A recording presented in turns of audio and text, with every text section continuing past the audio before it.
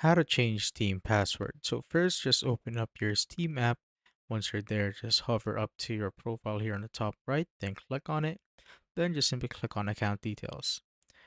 Now just wait for it to load. Then once you're there, you will just need to scroll down till you see the option change my password under account security right here.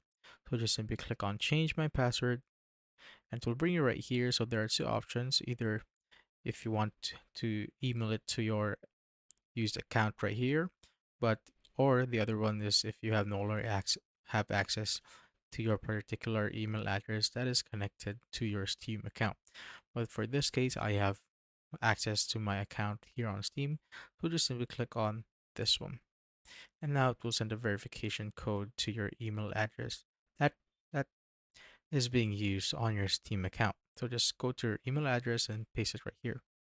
So I have now pasted the verification code. Now just simply click on continue and it will bring you right here where you could basically change your password. So just type in your new password right here and you will need to re-enter a new password. Then just simply click on change password and that will automatically set your new password for your account.